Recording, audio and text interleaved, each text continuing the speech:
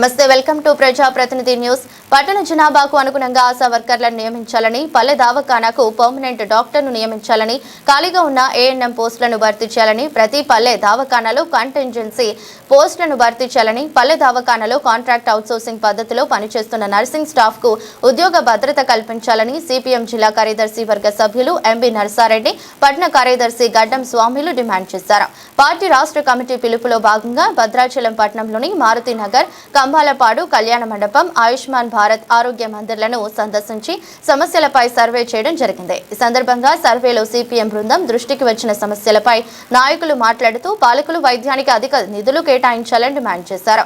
పల్లె దవాఖానాల ద్వారా చిన్న పిల్లలకు, ప్రెగ్నెంట్ మహిళలకు టీకాలు దించడం, మెడికల్ క్యాంపులు నిర్వహించడంతో పాటు షుగర్, బీపీ, హెచ్ఐవి, హెచ్బిఎస్ఏజీ, సికిల్ సకేమియా, హెచ్బిహెచ్ఆర్పిఎస్, సిపిజి, మలేరియా, డెంగ్యూ మొదలగు 12 రకాల టెస్టులు చేయడం జరుగుతోందని అన్నారు.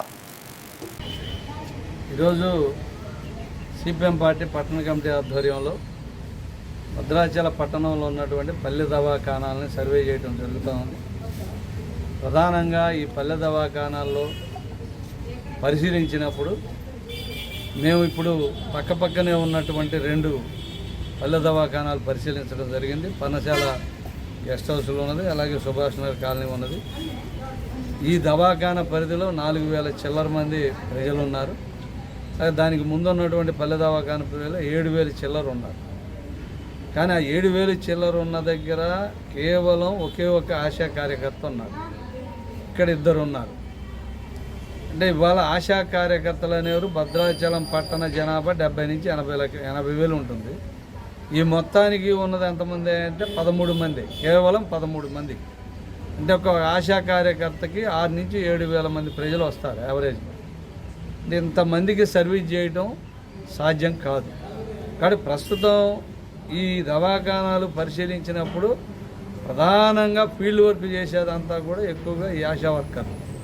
కానీ వాళ్ళు ఎక్కువగా ఉంటే కనీసం 1000 మందికి ఒకళ్ళు ఉన్న 60 నుంచి 70 మంది కేవలం ఆశా కార్యకర్తలే భద్రాచల పట్టణ పరిధిలో ఉండవలసిన అవసరం ఉంది. కాబట్టి తక్షణమే ఈ ఆశా కార్యకర్తల్ని రిక్రూట్ చేయాలనేది సిపిఎం పార్టీకి డిమాండ్ చేస్తుంది. రెండోది, ప్రతి పల్లె దవాఖానకు CHO, community health centre organiser ఒకళ్ళు ఉన్నారు. ఇలా కేవలం కాంట్రాక్ట్ బేస్లో పెట్టుకొని వేతనం మాత్రమే ఇస్తున్నారు తప్ప వాళ్ళకి ఎటువంటి పిఎఫ్ కానీ ఇతర బెనిఫిట్స్ ఏమాత్రం ఏవీ లేవు. అంటే ఎట్లుందంటే ఇది వాడుకొని పడేయటం లాంటి యూజ్ అండ్ త్రో లాగా ఉంది. వాళ్ళు పాపం బతుకు తెరువు కోసం వాళ్ళు చదువుకొని బీఎస్సీ నర్సింగ్లు చేసి ఆ విధంగా ఉద్యోగాలు గవర్నమెంట్ పిలిచింది కదా, గవర్నమెంట్ ఉద్యోగాలని వస్తే వాళ్ళకి ఏదైనా ఒక సమస్య వచ్చి పొరపాటున మానేశారంటే వాళ్ళ ఉద్యోగం ₹1 ఆదాయం వచ్చే పరిస్థితి లేదు.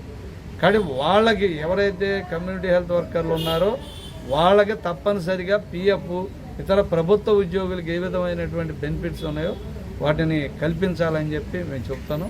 ఇక మూడవది, హెల్త్ సెంటర్కి అనేక మంది గర్భిణులు వస్తారు, అనేక మంది ఇప్పుడు జ్వరాల సీజను, వాంతులు జ్వరాలతో వస్తూ ఉంటారు.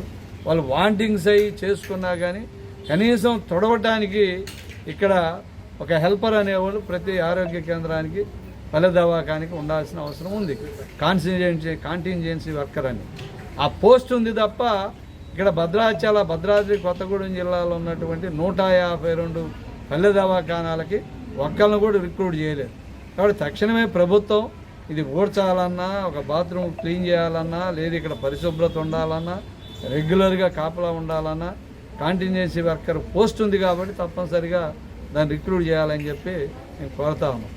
కాబట్టి ఇవి వచ్చేది వర్షాకాలం, అనేక జ్వరాల సీజను, అనేక జబ్బుల సీజన్. కాబట్టి ఈ పల్లె దవాఖానాలను అభివృద్ధి చేస్తూ ఆ విధంగా ఇక్కడ రెగ్యులర్గా స్టాఫ్ అందరినీ కూడా ఉంచే విధంగా లేని ఇక్కడ ఒక నర్సింగ్ పోస్ట్ ఖాళీగా ఉంది, అక్కడ ఒక నర్సింగ్ పోస్ట్ ఖాళీగా ఉంది. కాబట్టి ఈ పోస్ట్ ఖాళీగా వేకెన్సీ ఉన్నాయన్నీ కూడా ఫిలప్ చేయాలని, అదేవిధంగా ప్రజలకు అందుబాటులో వాళ్ళు ఉన్న వరకు వైద్యం చేస్తున్నామని చెప్తున్నారు. కాబట్టి దీనికి భద్రాచలంలో 7 ఉన్నాయి. ఈ 7 మీద కనీసం ఒక డాక్టర్ అనేవాళ్ళు ఉంటే ఏదన్నా వీళ్ళ వల్ల కానీ జబ్బుని వాళ్ళు పరిశీలించి వాళ్ళు పరీక్షలు చేసి ఆ విధంగా మందులు ఇచ్చేదానికి అవకాశం ఉంటుంది. కాబట్టి ఆ విధంగా 7 పల్లె దవాఖానాలకు కలిపి ఒక పర్మనెంట్ డాక్టర్ను కూడా ఏర్పాటు చేయాలని చెప్పి నేను సిపిఎం పార్టీగా డిమాండ్ చేస్తూ ఉన్నాం.